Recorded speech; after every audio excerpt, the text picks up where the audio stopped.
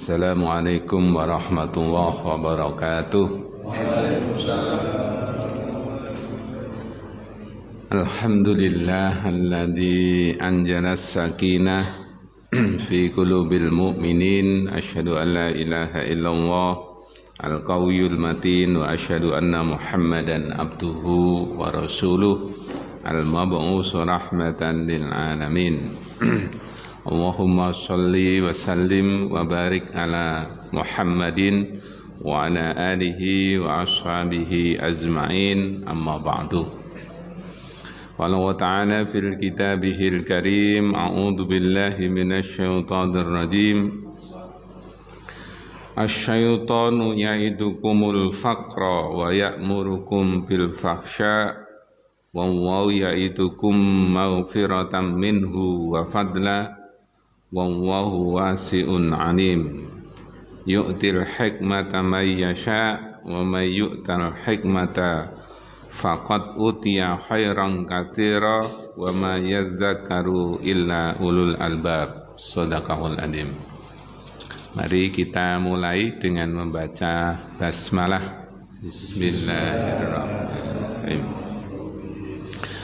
Bapak Ibu yang dimuliakan oleh Allah, kita ucapkan syukur alhamdulillah sampai pagi hari ini kita masih diberikan kesempatan, diberikan kesehatan, diberikan kekuatan oleh Allah Subhanahu wa taala sehingga bisa hadir di majelis ini untuk menunaikan kewajiban utama kita, sholat 5 waktu, sholat subuh secara berjamaah.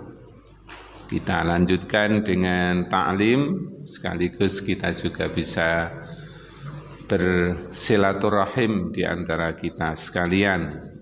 Kita berharap mudah-mudahan ini dicatat oleh Allah sebagai bagian amal makbulah yang diterima oleh Allah Subhanahu wa ta'ala. Amin. Sholawat dan salam kita aturkan kepada Nabi kita Muhammad sallallahu alaihi wasallam, Nabi dan Rasul yang menjadi teladan bagi kita sekalian. Beliau punya 4 sifat utama, saya kira semua kita sudah hafal. Siddiq, amanah, tabligh, fatona.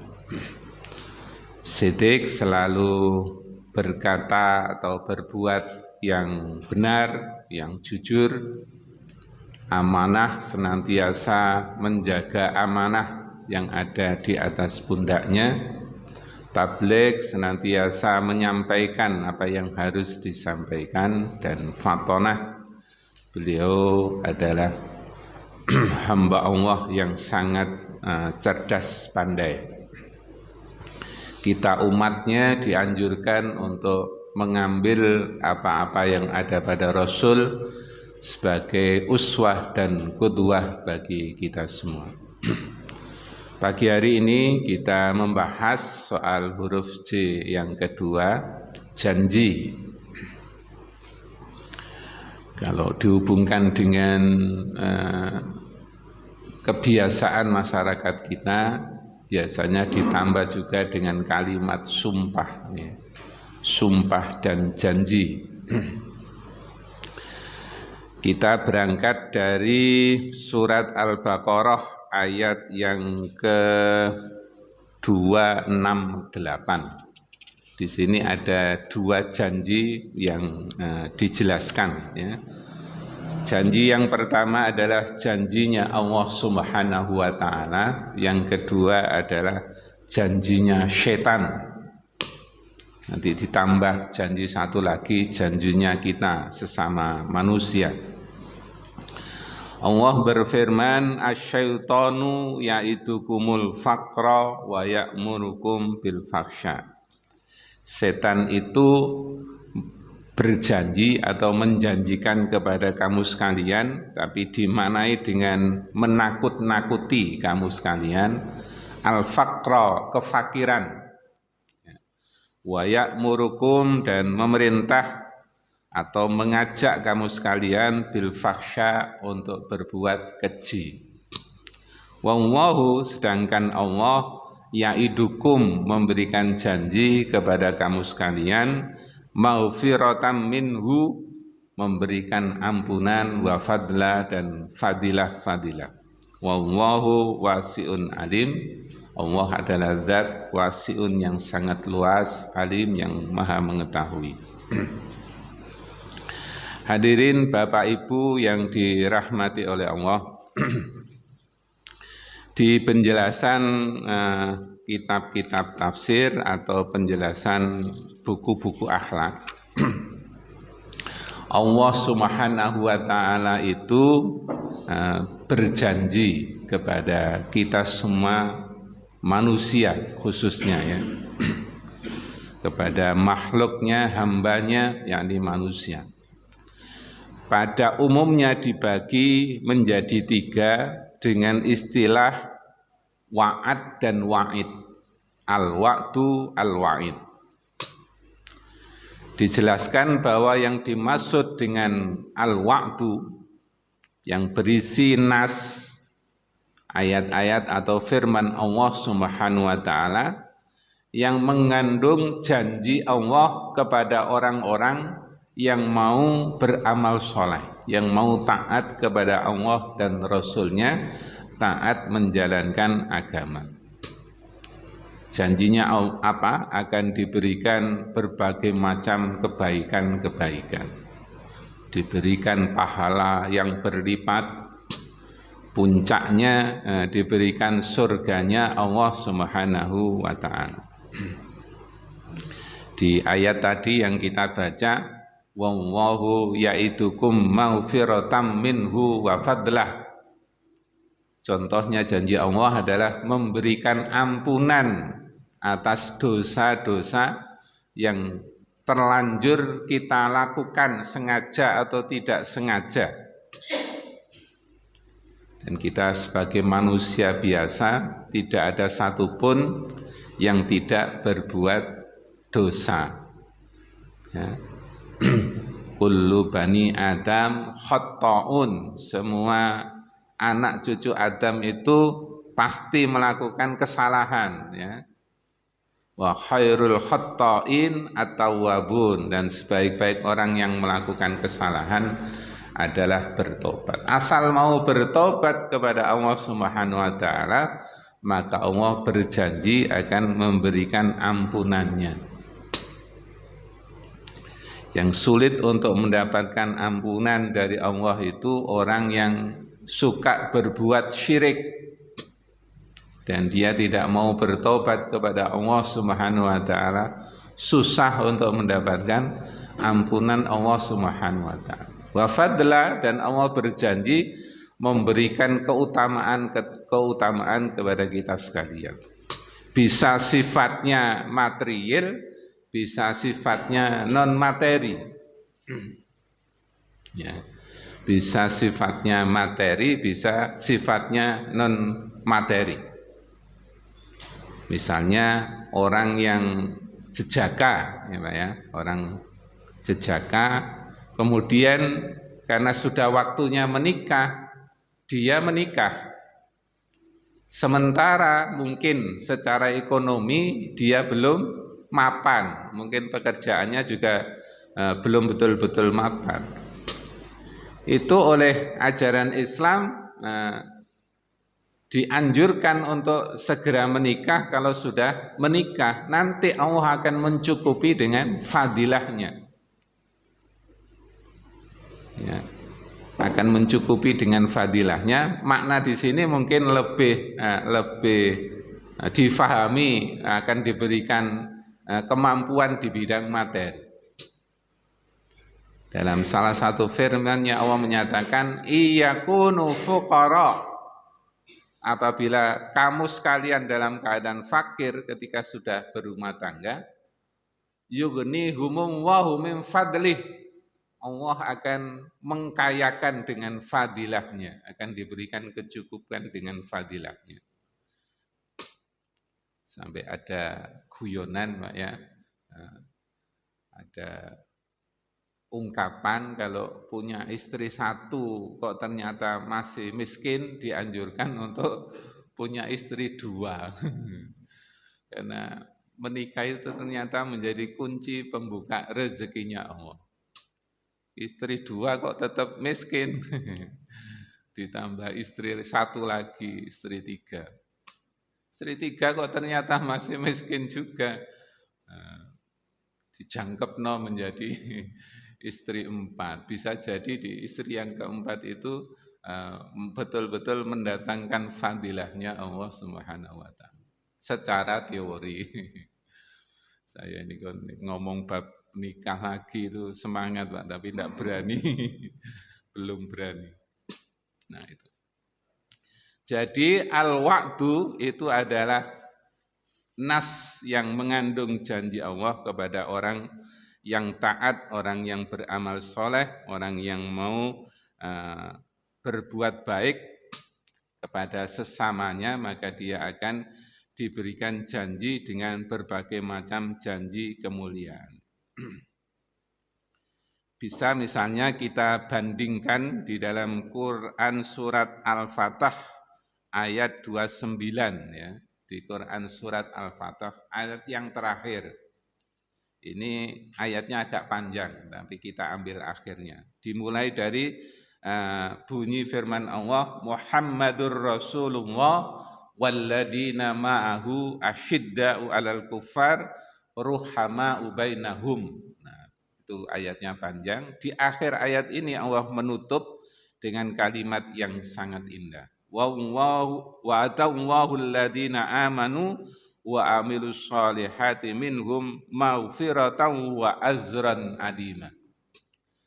Wa'adallah, Allah berjanji alladzina amanu kepada orang-orang yang beriman wa amilus solihat dan orang-orang yang beramal soleh minhum dari mereka itu maghfiratan diberikan ampunan oleh Allah Subhanahu wa taala wa azran adima dan pahala yang sangat besar.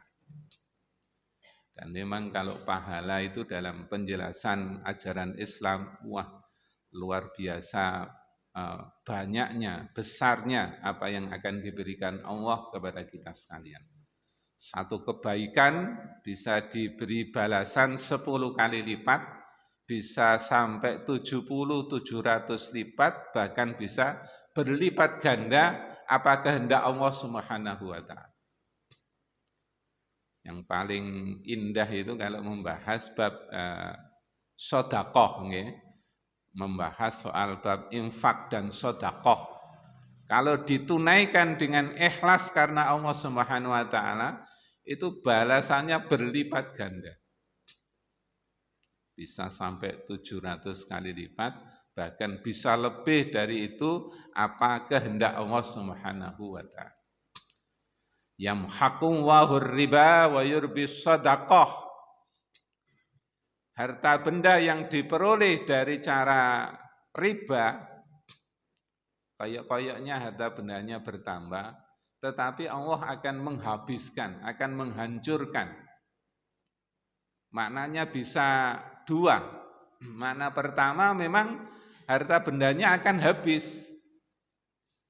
Makna kedua, secara materi mungkin tidak akan habis, tapi barokahnya yang akan dihabiskan oleh Allah Subhanahu wa taala. Wa yurbis sedekah, dan harta benda yang digunakan untuk sedekah itu akan disuburkan oleh Allah Subhanahu wa taala. Maknanya juga dua, bisa karena bisa dengan jalan harta bendanya akan dilipat gandakan oleh Allah Subhanahu wa taala. Bisa secara materi mungkin harta bendanya tidak bertambah, tetapi barokahnya sangat luar biasa. Nah, ini semua adalah berkaitan dengan al-wa'ad atau al-wa'du, ya, janji-janji Allah yang diberikan kepada orang-orang yang mau beriman dan beramal saleh. Yang kedua adalah al-wa'id. Nas-nas yang di dalamnya terkandung ancaman dari Allah Subhanahu wa taala kepada orang-orang yang tidak mau taat. kepada orang-orang yang suka durhaka. Bahkan lebih tegas lagi diberikan ancaman kepada orang-orang yang kufur kepada Allah Subhanahu wa taala. Misalnya kita bisa membaca dalam surat At-Taubah ayat 68. Wa'adallahul munafiqina wal munafiqati wal kuffara nara jahannama khalidina fiha hiya hasbuhum wa la'anahumullah wa lahum adzabun muqim. Janji ancamannya ini bertikel-tikel hadirin sekalian, luar biasa untuk memberikan ketakutan kepada mereka, termasuk memberi peringatan bagi kita sekalian supaya tidak menjadi orang-orang yang munafik, tidak menjadi orang-orang yang kufur atau kafir ya. Wa'adallah, Allah memberikan ancaman al-munafiqin wal munafiqat kepada orang-orang yang munafik. Nah, ini perlu digarisbawahi nanti ya, supaya dalam kehidupan kita sehari-hari jangan sampai punya sifat nifak ya. Salah satu sifat nifak itu apa? Kalau berjanji suka dikhianati. Nah, kalau berjanji suka dikhianati. Salah satu di antara ciri orang munafik. Kalau berjanji suka dikhianati. Jadi Allah mengancam kepada orang-orang munafik, laki-laki maupun perempuan. Wal kuffar, dari orang-orang yang kafir kepada Allah Subhanahu wa taala, naro jahannam khalidina fiha, dengan siksa api neraka jahanam yang dia kekal di dalamnya. Ya hasbuhum, dan itu cukup menjadi balasan bagi mereka. Wala anahumwa, masih ditambah dengan laknatnya Allah untuk mereka. Walahum adzabun muqim, dan akan mendapatkan balasan azab yang sangat pedih. Nah, karena seperti itu hadirin Bapak Ibu sekalian, ya pilihannya kepada kita ya, pilihannya hanya satu, harus menjadi orang-orang yang taat, menjadi orang-orang yang baik, orang-orang yang mau beriman dan beramal soleh, maka kita akan mendapatkan janji Allah Subhanahu wa taala yang sangat luar biasa. Di pungkasan surat Ar-Ra'd ayat 31 sama Az-Zumar ayat 20, Allah menegaskan, Allah kalau sudah berjanji itu tidak akan pernah mengingkari. Ya, beda dengan orang munafik tadi ya, kalau berjanji suka mengingkari. Nah, kalau Allah, janji Allah itu pasti ditepati, tidak akan pernah diingkari. Innallaha la yuhliful mi'ad, sesungguhnya Allah tidak pernah nyulayani janjinya ya. Wa'dallah la yuhliful mi'ad, janji Allah, dan Allah tidak pernah menyulayani janjinya. Nah, cuma ada rahasia hadirin sekalian ya. Tidak, janjinya Allah yang baik-baik kepada kita itu tidak moro jenggelek seperti angan-angan kita. Allah punya rahasianya sendiri ya. Ada janji Allah yang ditunaikan di atas dunia ini, tapi ada janji Allah yang akan ditunda, ditunaikan oleh Allah sampai besok di akhirat.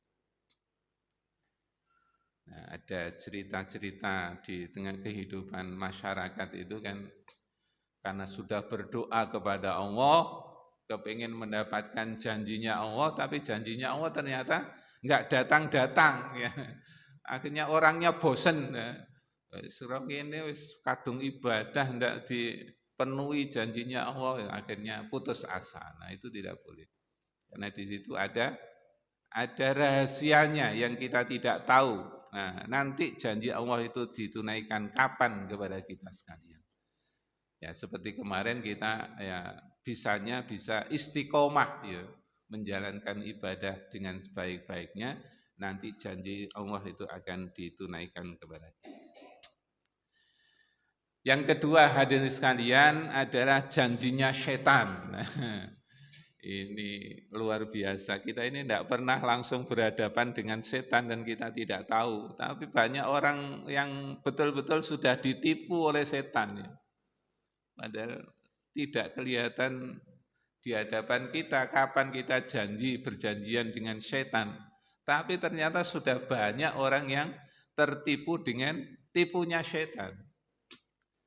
Nah, tadi di ayat tadi yang kita baca, asyaitonu yaitu kumul faqra wa ya'murukum bil faksha.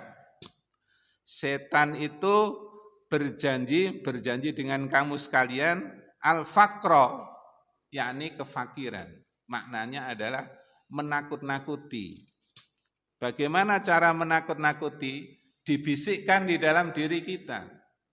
Al faqra tadi. Jangan kamu banyak-banyak berinfak dan bersedekah. Artinya kita dipengaruhi oleh setan supaya dadi wong sing medhit, nggih. Dadi wong sing bakhil. Ya. Nanti kalau banyak-banyak berinfak dan bersedekah, harta bendamu akan berkurang, ya. Kamu akan menjadi orang yang fakir. Nah, gitu. Maka kemudian di antara kita sekalian ada orang yang karena pengaruh bisikan setan itu menjadi orang-orang yang fakir, orang-orang yang kikir, yang bakhil, yang medit, yang susah untuk mau berinfak dan bersedekah. Takut nanti akan menjadi orang yang miskin. Nah, padahal kita kan koyok-koyoknya tidak pernah berjanjian dengan setan, tapi rayuan setannya itu sudah sudah melekat pada diri kita, sebagian di antara diri kita ini, sehingga menjadi orang yang bakhil alias medit. Di ayat yang lain, surat An-Nisa, ayat 120, ini juga luar biasa ini kan. Ya'iduhum wa yumannihim wa ma ya'idumus syaitanu illa ghurura. Setan itu sudah memberikan janji-janji yang manis, wa yumannihim, dan memberikan angan-angan ya yang indah-indah. Dirayu kita sekalian ini dengan janji dan angan-angan. Kalau bahasa kita itu disebut dengan janji gombal. Ya.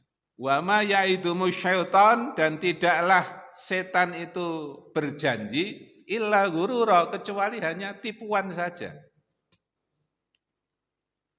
Dan kalau kita sekalian dasar iman dan takwa kita tidak kuat, maka kita akan gampang mendapatkan untuk menjalankan janjinya setan. Padahal sesungguhnya janjinya setan itu adalah hanya tipuan saja. Contoh yang sangat konkret adalah bagaimana janjinya iblis, nenek moyang setan, dengan Nabi Adam alaihissalam. Ketika Nabi Adam masih ada di dalam surga, ya, kan dilarang, ya, Nabi Adam sama Ibu Hawa dilarang memakan syajarah, buah yang ada di dalam surga. Kita sebut saja buah larangan. Tapi kemudian dijanji oleh iblis waktu itu supaya mantap. Nah, supaya mantap, iblis itu bersumpah kepada Adam bahwa yang ia ucapkan ini adalah benar. Nah, saking hebatnya pengaruhnya itu kemudian Nabi Adam sama Ibu Hawa, Adam dan Hawa, akhirnya lupa atau menganggap remeh barangkali dengan larangan Allah Subhanahu wa taala itu. Sehingga akhirnya dua-duanya memakan buah larangan itu. Dikeluarkanlah kemudian dari surganya Allah Subhanahu wa taala. Nah, sekali lagi kita dengan setan itu tidak berhadapan dan tidak tahu persis bagaimana, tetapi rayuannya kepada kita ini sudah sangat hebat. Sehingga banyak di antara manusia itu yang kemudian terperangkap dalam janji-janji manisnya setan.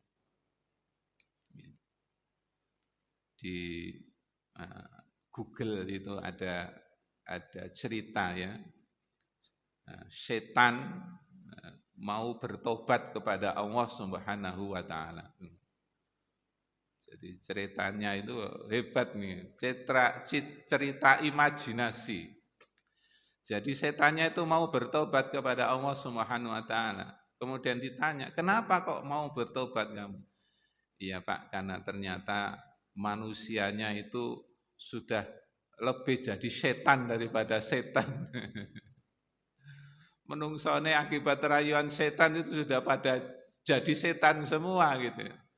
Sehingga tugas saya kan sudah selesai karena manusianya sudah banyak yang menjadi setan. Nah, karena sudah selesai ya saya tak bertobat saja. Tapi apa ono setan bertobat ya itu hanya cerita imajinasi saja. Hadirin Bapak Ibu rahimakumullah. Nah, karena itu maka alternatif yang pada diri kita ialah selalu waspada dan hati-hati. Kita disuruh sering-sering untuk mohon perlindungan kepada Allah Subhanahu wa taala dari godaan setan yang terkutuk. Contoh adalah ketika mau baca Al-Qur'an. Fasta'id billah minasyaitonir rajim, supaya berlindung dari Allah, berlindung kepada Allah dari rayuan setan ya, dari bujukan setan yang terkutuk. Jadi setan itu janjinya manis tapi sebenarnya hanya tipuan saja ya. Hanya tipu daya setan saja. Oke, supaya lebih singkat, bagian akhir adalah janjinya manusia. Nah, janjinya kita sekalian. Janji antara orang tua kepada anaknya, janji sesama saudara, janji sesama kawan, atau mungkin dibalik janjinya anak kepada orang tua. Nah, janji manusia itu bisa secara umum dibagi menjadi 3 bagian. Janji yang ditepati, nah ini yang paling bagus. Kalau berjanji seharusnya ditepati. Al-wa'du dain, karena janji itu adalah hutang ya. Janji itu hutang. Nah, supaya janji itu misalnya ternyata tidak mampu kita tepati, maka ketika berjanji harus disandarkan kepada Allah Subhanahu wa taala dengan kalimat insya Allah. Nah, tapi insya Allahnya tidak boleh main-main. Jadi insya Allah dalam pengertian yang positif, berusaha untuk bisa menepati janji kita. Kecuali janji itu memang tidak dikehendaki oleh Allah Subhanahu wa taala untuk bisa dilaksanakan. Karena kita ada batas waktunya. Nah, adik-adik juga kadang-kadang sesama teman berjanji ya. Seharusnya kita tepati. Janji di samping dengan kalimat al-wa'du tadi ya, dalam surat Al-Mu'minun yang tadi sama-sama kita dengarkan dari bacaan Ustaz Zainal, itu Allah juga menggunakan dalam Al-Quran dengan kalimat al-ahdu. Ya. Walladzina hum li'amanatihim wa ahdihim ra'un. Nah gitu ya. Di ayat ini menggunakan al-ahdu, bukan hanya al-wa'du. Maknanya sama, janji. Orang mukmin yang baik adalah orang mukmin yang bisa menjaga amanah-amanah dan janji-janjinya. Jadi kalau sudah berjanji seharusnya ditepati atau dengan kalimat harus ditepati. Nah, di lingkungan pemerintah maupun swasta kalau mau menempati jabatan tertentu itu disumpah, Pak. Ada namanya sumpah janji. Demi Allah saya berjanji bahwa saya gitu, Pak. Sampai pada presiden pun ketika mau dilantik menjadi presiden, itu juga ada sumpahnya. Dan tidak tanggung-tanggung, Al-Qur'annya itu diangkat di atas kepalanya. Untuk memberi kekuatan ya, kekuatan kepada yang bersangkutan bahwa janjinya itu tidak main-main. Demi Allah saya berjanji begitu.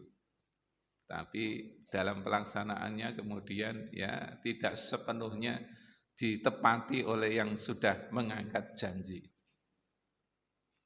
Yang berat lagi itu kalau bersumpah, berjanji, yang sedang ramai viral itu dengan sumpah mubahalah. Nah itu Pak. Kasus yang sedang ramai dengan sumpah mubahalah.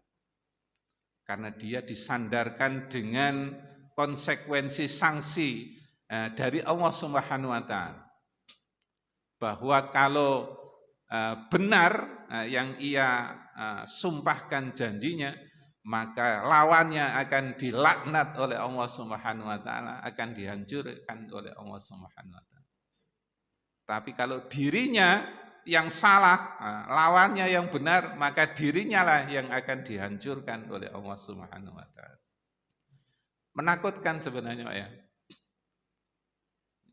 Ada lagi di Indonesia ini supaya betul-betul janjinya itu punya efek yang sangat luar biasa, disumpah dengan sumpah pocong.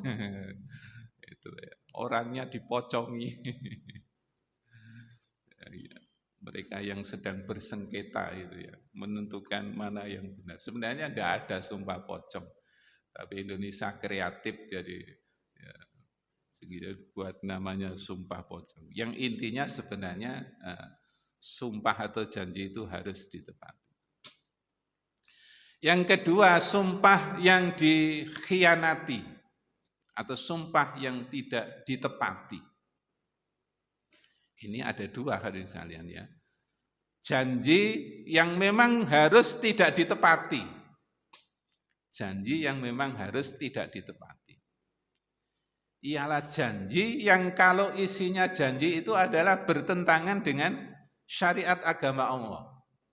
Berjanji mau melakukan keburukan-keburukan, mau melakukan perbuatan dosa. Maka ini tidak boleh ditepati. Termasuk di dalamnya adalah nadar. Ya.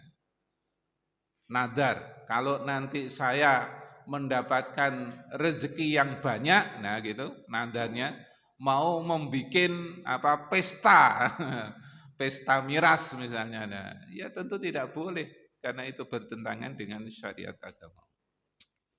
Ada sebuah hadis yang diriwayatkan oleh Imam Ahmad, la wafa'a li nadrin fi maksiatillah. Tidak ada kewajiban untuk menunaikan nadar fi maksiatillah kalau nadarnya itu untuk berbuat maksiat kepada Allah Subhanahu wa taala. Tapi kalau janji yang sudah bagus, yang sudah benar kok diingkari, nah ini bahaya. Bisa kena cap yang disebut dengan orang munafik tadi. Ciri utama orang munafik itu ada 3, sebagian menyebut ada 4. Kalau berbicara dia dusta, kalau berjanji dia ingkari, ya. Kalau diberi amanah dia khianat. Mudah-mudahan kita tidak termasuk pada yang kedua itu. Terakhir adalah janji yang main-main, ya. Janji yang memang dibikin seperti guyonan. Ya. Padahal janji itu tadi kan bisa menjadi utang yang harus ditunaikan. Maka ketika berjanji harus disandarkan pada kehendak Allah Subhanahu wa taala dengan melafadzkan kalimat insya Allah. Mudah-mudahan Allah menghendaki seperti itu. Demikian hadirin yang bisa kita sampaikan pada kajian pagi hari ini, bahwa kita sebaiknya berjanji dengan janji yang baik, dan itu menjadi kewajiban kita untuk menunaikan. Kita berbuat baik, insya Allah akan mendapatkan janji kebaikan dari Allah Subhanahu wa taala dengan ampunan, dengan fadilah, dengan azrun adim, pahala yang berlipat ganda. Mudah-mudahan kita semua bisa menjalankan dengan sebaik-baiknya. Kita tutup dengan bacaan kafaratul majlis. Subhanakallahumma rabbana wa bihamdika asyhadu an la ilaha illa anta astaghfiruka wa atubu ilaik. Walhamdulillahi rabbil alamin. Assalamualaikum warahmatullahi wabarakatuh.